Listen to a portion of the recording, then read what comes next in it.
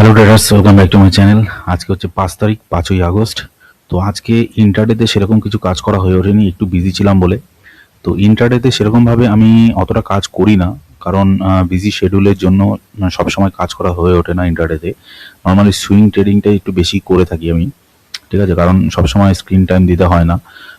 রাত্রেবেলা প্ল্যান করি, দিনের বেলা এক্সিকিউশন করি, ব্যাস হয়ে যায়, আর কোনো স্ক্রিন দেখতে লাগে না। তো সুইং ট্রেডিংটাতে আমি একটু বেশি প্রেফার করি। তো আজকে আমি দুটো স্টকের উপর এন্ট্রি প্ল্যান করেছি।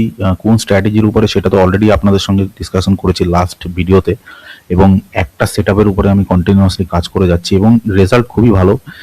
এবং কোন কোন স্টকের উপর আজকে প্ল্যান করলাম এই ভিডিওতে ডিসকাশন করব, এবং কিছু কিছু স্টকের পারফরমেন্স আপনাদের সঙ্গে শেয়ার করব যে কীরকম পারফর্ম করছে।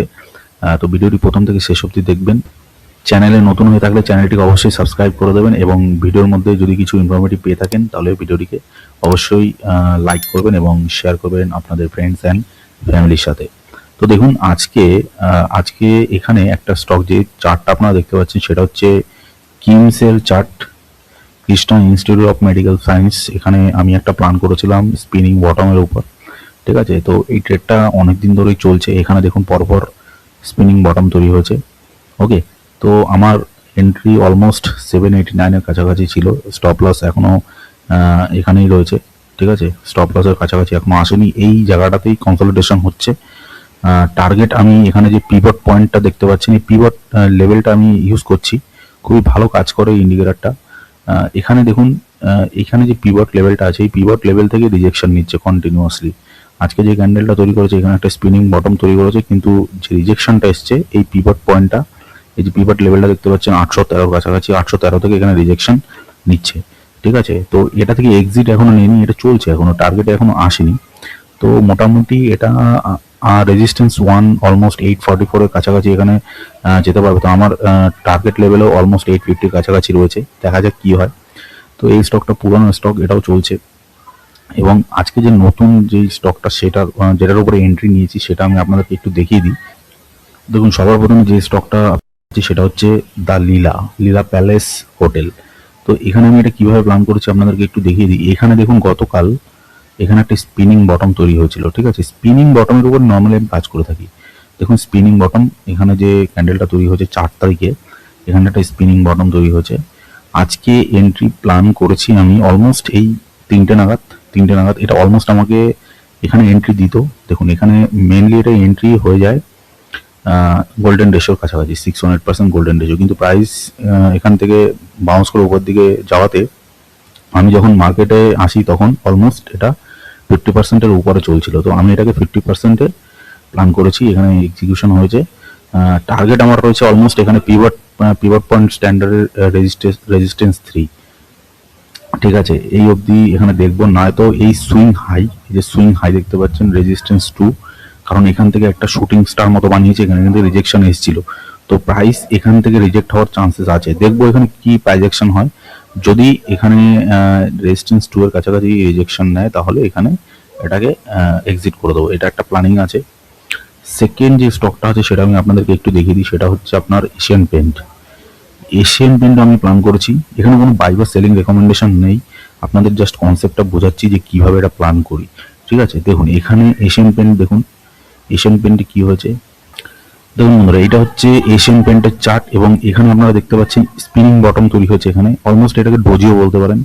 এটা তৈরি হয়েছিল 4 তারিখ, 4 আগস্ট, ঠিক আছে। আজকে 5 তারিখ, এখানে আজকে যে ক্যান্ডেলটা তৈরি হয়েছে ওপেন ইকুয়াল টু হাই, তো সেলিং প্রেশার বেশি ছিল সারাদিন। তো অলমোস্ট এটাকে আমি 786% যে লেভেলটা, 786% এখানে আমি ক্যাপচার করেছি অলমোস্ট 2758-এর কাছাকাছি।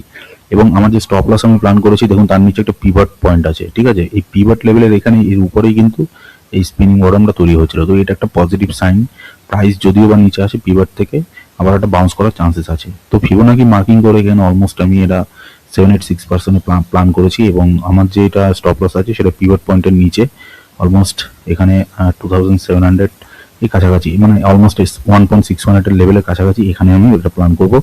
টার্গেট আমি এটা রেখেছি এই রেজিস্ট্যান্স 1 যেটা রয়েছে, রেজিস্ট্যান্স 1-এর কাছাকাছি, ঠিক আছে। তো ছোট টার্গেট 1:1 এর কাছাকাছি টার্গেট এখানে প্ল্যান করেছি, দেখা যাক কি হয়। ঠিক আছে, এই দুটো স্টকের উপর আমি প্ল্যান করেছি। আজকে হচ্ছে 5 তারিখ, 5 তারিখের প্ল্যানিং এটা আমার।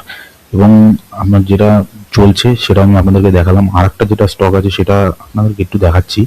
যেমন ধরুন এই আপনার অ্যাঞ্জেল ওয়ান আমি প্ল্যান করেছিলাম লাস্ট কদিন আগে। এটাও একটু পারফর্ম করছে, একটু সাইডওয়েজ আছে, আপনাদেরকে একটু দেখিয়ে দিই। দেখুন ফ্রেন্ডস, এখানে যে প্ল্যানিংটা হয়েছিল এটা কদিন আগে আমি প্ল্যান করেছিলাম। দেখুন এই হচ্ছে স্পিনিং বটম, একটু উপরে স্পিনিং বটম তৈরি হয়েছিল, কিন্তু প্রাইস নিচে এসছে 618%। এই 1.61 যে লেভেলটা আছে, এই লেভেল থেকে রিজেকশনের উপরে চলে গেছে। ঠিক আছে, আমার যে 2.61 যে লেভেলটা, যেটাতে আমি বলেছি এটাতে রিস্ক একটু কম থাকে। প্রাইস যখনই নিচে আসবে আইদার 1.61 থেকে রিভার্স করে যাবে, আর যদি এটাকে ব্রেক করে দেয় তাহলে স্টপ লস হয়ে গেল, আর কিছু করার নেই। ঠিক আছে, কিন্তু ম্যাক্সিমাম টাইম কি হয়, 1.61 থেকে রিভার্স মেরে উপরের দিকে যায়। তো দেখুন এটাই তাই হয়েছে। সেকেন্ড দিন যে ক্যান্ডেলটা তৈরি করেছিল, একটা কমপ্লিট বেরিশ ক্যান্ডেল তৈরি হয়েছিল ভলিউমের সাথে, পরের দিন দেখুন বাউন্স করে উপরের দিকে চলে গেছে। এখন এটা আমার যে এন্ট্রি লেভেলের উপরে ট্রেড করছে। ঠিক আছে, টার্গেট আমি এটা রেখেছি যে পিভট পয়েন্টটা দেখতে পাচ্ছেন উপরে, পিভট পয়েন্টের কাছাকাছি এখানে আমার টার্গেট প্ল্যানিং। তো এটা একটু কনসালটেশন হচ্ছে, দেখা যাক কি হয়। এই ট্রেডগুলো অ্যাক্টিভেট হয়েছে এখন। ঠিক আছে, নতুন যেটা আমি প্ল্যান করেছি সেটাও আমি আপনাদেরকে দেখালাম। তো স্ট্র্যাটেজিটা খুবই সিম্পল, সারাদিনে কোনো কাজ করতে লাগে না। রাত্রেবেলা খালি ফাইন্ড আউট করতে হবে স্পিনিং বটম কোথায় হচ্ছে, তারপরে ফিবোনাকি মার্কিং করে entry level exit level planning করা যায় রিস্ক ম্যানেজমেন্টের সাথে। ঠিক আছে, তো পুরো স্ট্র্যাটেজিটা আমি প্রত্যেকটা ভিডিওতেই বলি, এবং এটার কমপ্লিট স্ট্র্যাটেজি আমি এর আগের ভিডিওতে আপনাদের সঙ্গে শেয়ার করেছি। আপনারা যদি না দেখেন তাহলে সেটাকে অবশ্যই দেখে নেবেন, তাহলে বুঝতে পারবেন যে কীভাবে এটাতে আমি কাজ করে থাকি। ঠিক আছে, তো আজকের ওভারঅল ভিডিও এটাই। দুটো স্টকের উপর এন্ট্রি হচ্ছে সেটা আমি আপনাদের সঙ্গে শেয়ার করলাম। পরবর্তীকালে এর মধ্যে কি অ্যাকশন আসে সেটা নিয়ে অবশ্যই আপনাদের সঙ্গে শেয়ার করব। এবং ভিডিওর মধ্যে যদি কিছু ইনফরমেটিভ পেয়ে থাকেন ভিডিওটিকে লাইক করুন, এবং যদি কোনো কনফিউশন থাকে অবশ্যই কমেন্ট বক্সে জানান, আমি সেটাকে সলভ করে দেওয়ার চেষ্টা করব।